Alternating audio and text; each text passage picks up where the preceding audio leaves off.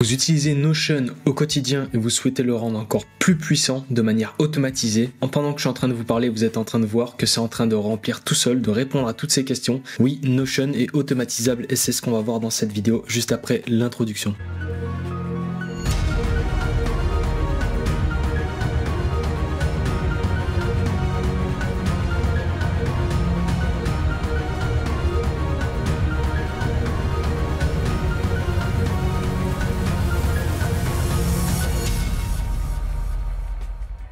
Bonjour à tous, ici Mayday, spécialiste en IA automatisation. Aujourd'hui on se retrouve sur Make. Comme vous le savez déjà, je connais très bien Make et aujourd'hui je vais t'expliquer concrètement comment tu vas pouvoir automatiser Notion avec OpenAI. Tu vas pouvoir le moduler pour ton propre business ou pour celui de tes clients.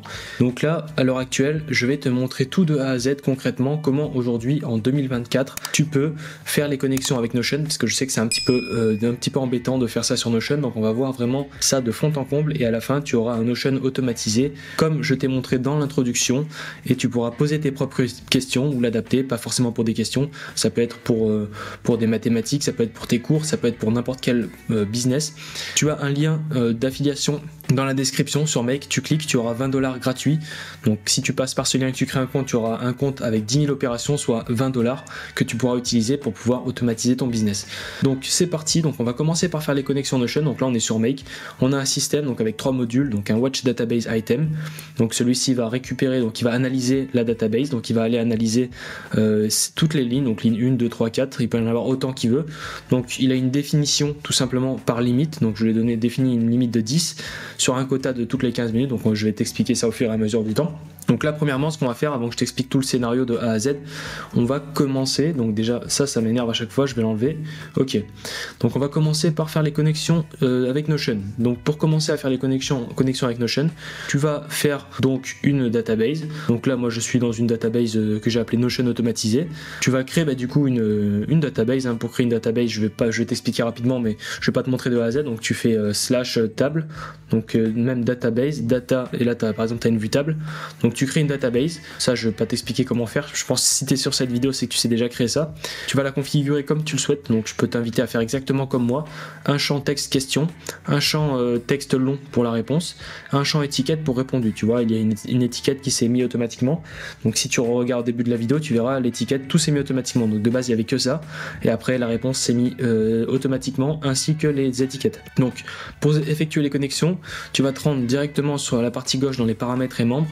Une fois que tu es ici, tu vas pouvoir te rendre dans les connexions ici, et dans ces mêmes connexions tu vas aller donc tout en bas, tu as développer ou gérer les intégrations. Donc là tu vas cliquer dessus, tu vas atterrir sur un site comme ça. Donc c'est un site de Notion, hein, tout simplement, et tu vas pouvoir créer une nouvelle intégration. On va l'appeler tutoriel. Voilà, donc là tu peux mettre une image si tu souhaites, tu dois définir l'espace de travail associé, donc l'espace de travail dans lequel tu as créé ta database. Donc l'espace de travail, pour ceux qui ne savent pas trop, c'est vraiment ici. Donc là tu vois il y a marqué Mayday en haut à gauche, ça c'est l'espace de travail dans lequel j'ai créé cette database, ce qui veut dire que je vais bien sélectionner la bonne. Je lui définis un nom, je fais envoyer. Donc là on a une clé, donc c'est un code secret que tu vas pouvoir utiliser pour faire cette connexion là, mais bien entendu avant de récupérer cette clé tu vas aller dans les autorisations et tu vas cocher ici consulter les informations des utilisateurs, notamment les adresses email, comme ça t'es pas embêté. Tu peux enregistrer, impeccable, et maintenant tu vas te retrouver dans clé secrète. Donc là tu peux afficher, copier cette clé là, retourner sur Make, donc c'est le code secret. Donc là on part du principe, donc moi j'ai plusieurs connexions, coucou, Mayday, etc., MMM. Donc là on va repartir sur une nouvelle base. Tu peux faire connection type, donc là Notion internal. Pourquoi? Parce que c'est un Notion privé, c'est ton Notion à toi, c'est pas un Notion public. Donc maintenant tu vas lui définir un nom, donc par exemple je vais marquer mon Notion, tu peux mettre ton nom, etc. Tu vas venir coller la clé que tu as copiée directement depuis le site des intégrations juste avant qu'on a copié. Donc là tu fais save. À ce moment là tu vas voir, ça charge et hop, ta connexion va s'effectuer. Donc là, à partir du moment où tu fais ta première connexion et que tu n'as pas d'erreur sur Notion, c'est déjà une belle étape, parce que je vous garantis qu'il y a beaucoup de personnes qui ont du mal avec Notion. C'est pas très facile au début quand on est débutant dans les intégrations. Alors tu vois, j'essaie d'être le plus pragmatique possible, c'est hyper simple. J'ai en une minute, copier, coller, boum, on envoie, on coche une case, on enregistre et ça part. Donc ça c'est opérationnel. Maintenant ici, tu vas devoir définir ta database ID. Donc là je pars du principe et je l'enlève, comme ça au moins, imaginons ça peut arriver, il peut avoir un bug, il n'y est pas.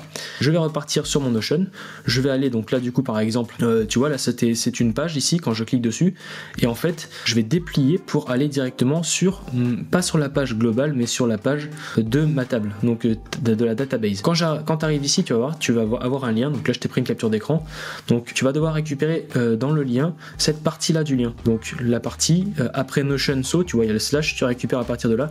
Petit conseil, tu fais un triple clic ici là, ou un double clic pardon, double clic ici et tu vas récupérer le code qui va s'arrêter juste avant le point d'interrogation. Donc une fois que tu seras là et opérationnel, on peut revenir ici, donc ça c'est ce sera l'identifiant de ta database, donc de ta table, celle que tu auras créée, celle-ci par exemple. Donc là tout ça on va supprimer, hop, tac. Maintenant tu peux la coller ici, donc là en fait je vais le faire moi parce qu'en fait j'explique mais je l'ai pas fait en même temps. Je copie, je colle ici. Ici tu vas définir ta limite, donc là maintenant c'est à toi de bien réfléchir. Donc la limite c'est quoi? La limite c'est, admettons que tu mettes ici every 15 minutes, tu peux changer en fait le schedule setting, donc quand est-ce que ton automatisation va se lancer automatiquement si tu l'actives. Bien entendu pour ceux qui connaissent déjà Make, il y a des possibilités de mettre des webhooks etc, mais là je vais faire une vidéo vraiment pour quelqu'un qui est débutant, qui veut programmer ça de manière claire et facilement. Donc après je ferai peut-être une vidéo si ça vous intéresse, vous me dites directement par webhook, donc avec un déclencheur, un trigger déclencheur ici par lien ou par bouton qui permettrait de pouvoir lancer uniquement celle qu'on veut. En fait si on clique sur un bouton ici, un peu comme sur Airtable, j'en ai fait pas mal de vidéos mais je vais pas trop m'attarder parce que ça peut faire peur à ceux qui ne connaissent pas trop. Donc là on va définir une limite, je vais lui mettre une limite de 5, je vais faire OK, alors la limite de 5 et je vais mettre all. Donc là c'est un choose where to start, pourquoi? Parce que c'est un trigger acide. Ça veut dire quoi? Ça veut dire tout simplement que c'est un trigger qui va se lancer en fait avec une définition de temps. Donc je vais t'expliquer exactement. Donc là tu vas mettre, tu peux définir par exemple from now on, c'est à dire qu'il ne va pas prendre en compte toutes les lignes qui ont été créées dans ta table Notion avant maintenant, avant now on, from now on. Tu peux définir à partir de quand une date, mais là concrètement je t'invite à faire all. Donc de base tu vas avoir certainement une database qui va être neuve, donc tu fais all. Donc là déjà je vais commencer à démapper ici pour te montrer ce qui va se passer si je fais un lancement. Donc je fais un lancement, alors là on a eu une erreur, could not find database, sur the relevant page and database, ah oui, et shared. Donc là maintenant ce qu'il va falloir faire c'est qu'il va falloir partager, donc tant mieux qu'on a cette erreur, donc ça arrive souvent, tu vois je t'ai dit c'est très rare qu'on n'ait jamais d'erreur dans une automatisation. Donc là il va falloir en fait que tu invites, pour t'expliquer l'intégration que tu as créée, donc là tu as mon code secret, là il s'appelle tutoriel, donc cette intégration, il faut que tu l'invites dans ton espace ici. Donc tu retournes sur ta database ici pour l'inviter. En haut à droite tu as les trois petits points, donc les trois petits points ici, tu vas cliquer dessus et sur la partie en bas tu as connexion. Donc là tu vois je l'avais déjà connecté à coucou, donc je vais le déconnecter de cette automatisation là, comme ça au moins il sera vide. Donc toi tu auras juste ça, connexion connecté à, et à partir de là connecté à, tu vas venir chercher donc ton système. Donc là moi je l'ai pas parce qu'il faut que je refasse un refresh, parce qu'il faut rafraîchir la page parce que sinon il l'a pas. Donc on va refaire connecter et maintenant normalement on va chercher et on va avoir alors comment il s'appelait, tutoriel, voilà il est là, tu vois T. Donc si tu as mis un logo tu vas plus vite l'identifier si tu avais mis un logo dans l'intégration. Donc là je vais cliquer sur tutoriel, voilà, je vais confirmer tutoriel pour accéder à la page. Donc à partir de maintenant je lui ai donné l'accord et l'accès, donc on va appeler ça un bot hein, pour simplifier la donne, une intégration. Ce bot là avec cette clé secrète, je lui ai donné l'accès à ma page Notion, ce qui veut dire que maintenant si je relance, que je refais un clic droit, je vais choose where to start, je fais un all pour pouvoir tout sélectionner, toutes les lignes, je lance et ça va fonctionner.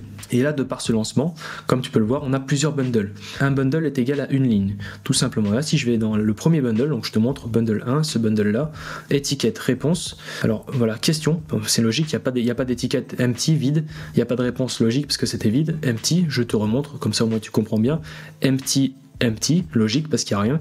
Par contre en question on a une question, c'est pour cela qu'il a mis, voilà, combien font 15 fois 991, et ça c'est une question que j'ai directement posée ici, donc il l'a bien compris. Donc là on arrive à identifier rapidement qu'un bundle est égal une ligne, donc on peut faire une vérification qu'on a bien 5 bundles parce que j'ai bien 5 lignes ici.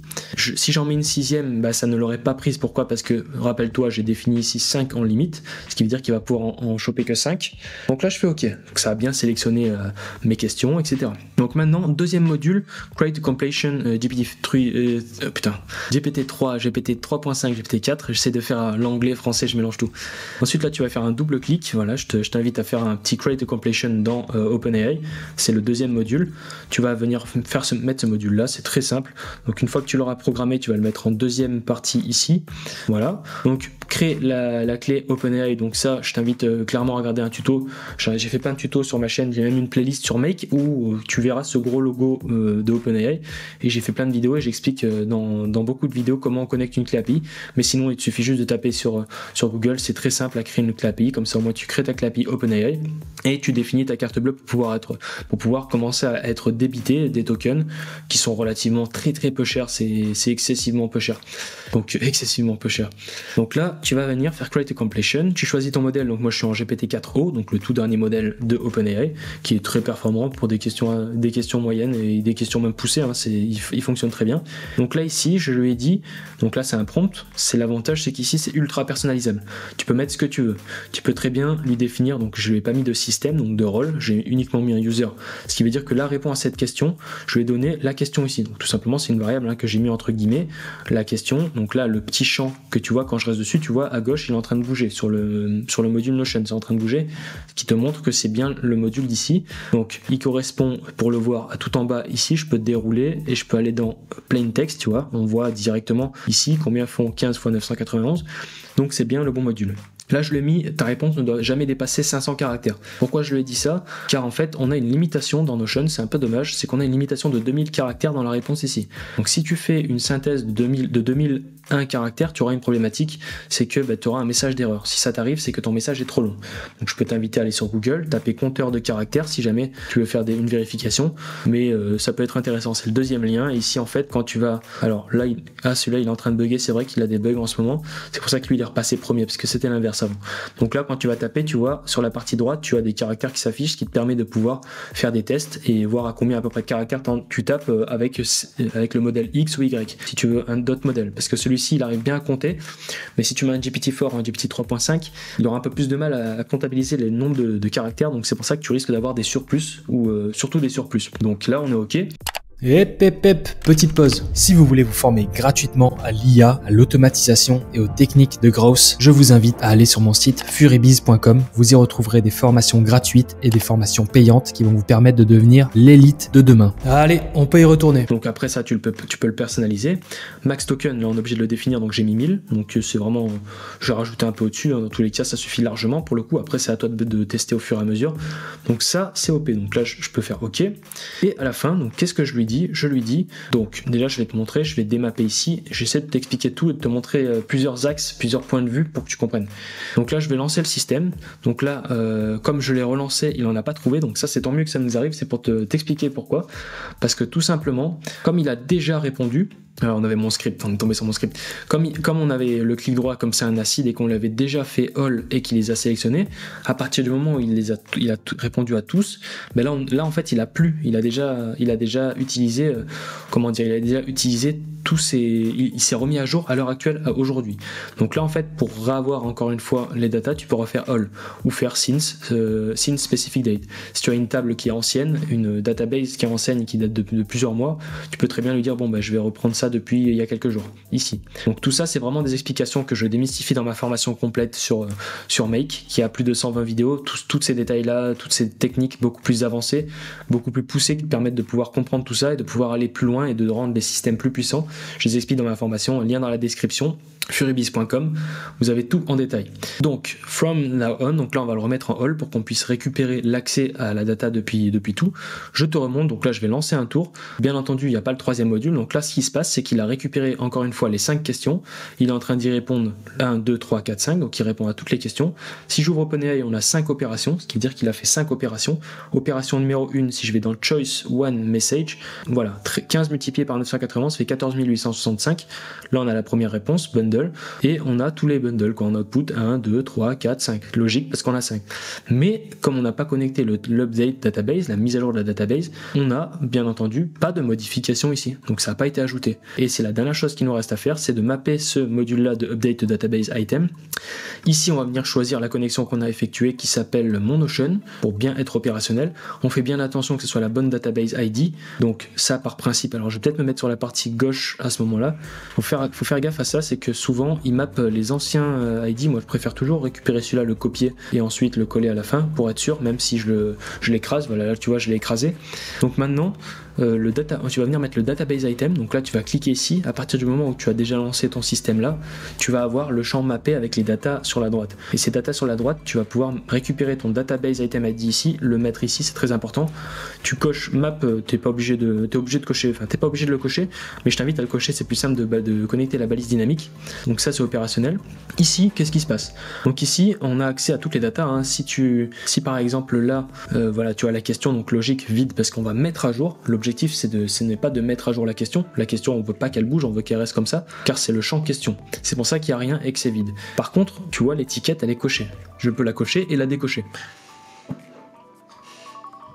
Je suis un peu en avance sur mon réveil aujourd'hui de 5 heures. Donc maintenant, tu peux cocher répondu, et là en fait si je le décoche, forcément quand il va mettre à jour les paramètres et que la question sera répondue, ça ne sera pas coché. Ça c'est problématique, car une fois que la question est répondue, je veux que l'automatisation elle me mette ma réponse ici, donc là elle me mette la réponse et je veux qu'elle me coche répondu. Comme ça moi je sais où est-ce que j'en suis.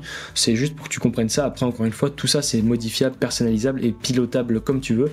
C'est vraiment pour comprendre le principe surtout de la connexion et de l'utilisation de Notion, parce que c'est ma toute première vidéo sur Notion. J'avais jamais fait encore de vidéo Notion, alors que c'est quand même un outil que beaucoup utilisent, il y a beaucoup de personnes qui m'ont demandé ça, donc j'essaie d'être le plus pragmatique possible. Donc là maintenant voilà, je coche répondu, et ici je lui ai défini tout simplement la réponse de OpenAI. Donc toutes ces réponses qu'on a vues, les 5 opérations là, sont mappées tout simplement, en fait je dis beaucoup tout simplement, il faudrait que j'essaie de trouver des autres termes, des nouveaux termes. Donc là on va cocher, donc là tu vas venir mapper, donc choice, tu vas venir ouvrir la balise choice, tu vas venir ouvrir la balise message et tu vas venir mettre content. Tu vois là on a la réponse d'OpenAI qui est 15 multiplié par 991 fait 14 865, et tu viens cliquer, donc là je supprime, hein, je te montre exactement, soit tu fais cliquer et glisser comme ça, ou soit tu cliques directement une fois dessus, bam, au moins tu le maps, et là tu es opérationnel. Ce qui veut dire que maintenant on a le système qui est OP, on peut l'enregistrer, on peut faire un auto-align pour se remettre centré, on peut enlever ça, ça me saoule à chaque fois. Ok, donc je vais me remettre sur la partie droite, et maintenant on peut refaire un choose where to start, clic droit sur le premier module pour pouvoir faire un all. Et maintenant regarde, je te montre, hein, mon Notion il est vide, et à partir de ce moment là je vais le lancer, hop, et je vais retourner sur mon Notion, et là tu vois j'ai les mains en l'air comme au Far West, et tout va se répondre au fur et à mesure à une vitesse assez faramineuse. Là pendant que je suis en train de te parler, tu vois à quel point ça va vite. C'est à dire que l'avantage c'est que si tu es plusieurs sur ton Notion, vous êtes une équipe, vous êtes une agence, et qu'il y en a certains qui vont poser des questions, c'est toujours intéressant. Tu vois la vitesse à laquelle c'est répondu, structuré, la data, etc. Donc c'est super intéressant. Donc ça c'est des vidéos que j'avais déjà fait sur Airtable, j'en avais fait beaucoup des vidéos comme ça sur Airtable, mais là Notion c'est vrai que c'est toujours un petit plus parce que ça permet de structurer la data. Je peux te montrer par exemple, à titre d'exemple, comment moi j'injecte de l'IA dans mes systèmes. Par exemple, moi j'ai une partie apprentissage profond, où par exemple, bon là c'était pour le Python, j'avais fait une structuration pour les biais cognitifs, pour l'intelligence artificielle, par exemple, tu vois, deep learning, prompt engineering. Si je vais ici dans les neural networks, donc les réseaux de neurones, j'avais injecté de l'IA, bon après j'étais passé à la main dessus, mais j'avais injecté de l'IA pour récupérer des images directement via des API, des images sur Google, mettre du texte, et ça me fait une structuration. C'est-à-dire que quand j'ai envie de refaire une mise à jour sur les réseaux de neurones et apprendre et créer des cheminements, grâce à l'IA, je peux créer des systèmes comme ça, et c'est extrêmement puissant, tu vois, ça te permet de pouvoir apprendre rapidement. Pareil, tu vois, sur les biais cognitifs, je te montre concrètement un Notion, parce que c'est vrai que ça peut être une utilisation intéressante. Donc là, tu vois, il y a une combinaison entre des images IA, donc ça c'est du DALL-E 3 par exemple, et ça c'était des API Google qui récupéraient des images de biais cognitifs. Donc si j'ouvre celui-ci, tu vois, l'IA avait directement j'avais automatisé ça pour créer, donc là il y en a 136, donc t'imagines le temps que j'aurais pris pour créer ça. Donc on mettre un titre, mettre une définition du biais cognitif, mettre du texte, donc du texte complet. Là il y avait des petites puces parce que c'était à l'époque de GPT 3.5, j'étais assez avant-gardiste à l'époque, et à l'heure actuelle, donc voilà, on peut arriver à un niveau beaucoup plus puissant. Donc c'est super intéressant, tu peux créer ça, automatiser, et puis Notion c'est supra personnalisable. Je te montre juste un dernier cas parce que du coup j'ai pas envie que tu restes biaisé sur ce cheminement avec ce système là. Donc si tu as envie de, par exemple, de doper ton système et de, par exemple, créer un plus ici, donc on va le doper un peu, on va lui dire, hop, là, on va mettre réponse 2 plus courte. Voilà, par exemple. Donc ça peut être tout et n'importe quoi. Après, c'est vraiment toi et ta créativité, en quelque sorte. Je vais mettre une réponse 2 plus courte. Donc en me basant de cette réponse 1, je vais définir et créer une réponse numéro 2 qui va être beaucoup plus courte, qui va être une synthèse. Donc peut-être que si tu veux faire une synthèse sur la matière noire, comme là, tu fais une synthèse longue et là, tu fais une synthèse plus courte. Ça, c'est une technique d'apprentissage que j'utilise qui est extrêmement puissante. Tu fais une version ultra longue, moyenne et après très très courte. Ce qui veut dire, et après, tu vas même, des fois, je vais jusqu'à 2 mots, 3 mots ou même 1 mot. Ce qui veut dire qu'on a vraiment un cheminement itératif sur les méthodes d'apprentissage. J'appelle ça par brute force. Méthode d'apprentissage par brute force. Donc là, je vais refaire un all. Donc là, on réfléchit bien. Qu'est-ce qu'on fait? On se dit, bon, j'ai fait un nouveau champ. Donc, je vais venir sur mon Notion. On va regarder s'il y est. Il va se charger, forcément, il va apparaître. Tu vois, réponse 2 plus courte. Donc là, on est OP. Mais qu'est-ce que je vais mapper si je n'ai pas encore mis une IA? Donc, je vais mettre un deuxième module. J'aurais très bien pu faire un user. Donc là, ce qu'on va faire, regarde, je vais te montrer. Add a message. On va refaire un user. Donc, peut-être par principe, je vais quand même faire un deuxième module parce que sinon, ça va complexifier la chose entre les systèmes, user, assistant. Donc, réponse 2. Alors, réponse 2 avec l'IA, comme ça on va être clair. Là, je vais venir lui définir, réponds à cette question, ta réponse. Là, je vais lui dire, ta réponse. Alors, je vais lui dire, regarde, je vais faire un truc encore mieux. Je vais lui dire, raccourcis et synthétise ce texte. Après voilà, je te fais vraiment quelque chose d'ultra basique. Après toi tu le fais comme tu veux. Après il faut rediriger les modèles. C'est-à-dire que là les prompts ils sont vraiment basiques, sans âme. Il faut pas que tu mélanges des thématiques pour pouvoir vraiment ultra entraîner. Après même faire des message assistant. Donc là après je vais pas trop dans les détails, mais on peut vraiment aller très loin. On peut vraiment s'auto-manipuler pour les méthodes d'apprentissage, pour apprendre beaucoup plus. C'est super intéressant. Donc maintenant que ça c'est fait, je vais venir lui rajouter donc en réponse de plus courte. Là comme tu es en train de le voir ici, c'est la réponse 1. Une réponse IA, on a le texte. Ici, et en haut, on n'a rien, tout simplement parce que je n'ai jamais encore lancé le module. Et c'est pour cela que je vais te montrer que tu n'as même pas besoin d'avoir la data. Tu réfléchis même pas, tu vas dans Choice, Message et Content. 3 fois, 1, 2, 3, boum. Tu cliques, donc j'ai cliqué, ça se voit pas. Là, tu fais bien attention, donc tu vois bien que là, c'est le module 2, là, c'est le module 5. Ce qui veut dire que, petite technique vraiment intéressante, c'est que ce numéro 2 et ce numéro 5, tu peux t'identifier sur le scénario, tu le vois là. Numéro 2, numéro 5. Tu vois, chacun un petit carré avec un numéro, ce qui te permet de savoir. Ou deuxième technique, encore une fois, là on va dans le bas fond de l'apprentissage. Là tu vois, quand je vais dessus ça bouge. Là maintenant si je vais dessus ça bougera pas parce qu'il y a le panneau devant, mais si je le décale comme ça, je vais dessus, tu vois, on voit que c'est le bon module. Donc là on est opérationnel. À chaque fois je suis en train de me prendre la tête, hop, pousse-toi. Ok, donc j'ai bien mappé tous mes champs, etc. Je suis content, c'est opérationnel. Maintenant ce que je vais faire, c'est que donc j'ai tout supprimé, je vais refaire un clic droit ici, choose where to start all.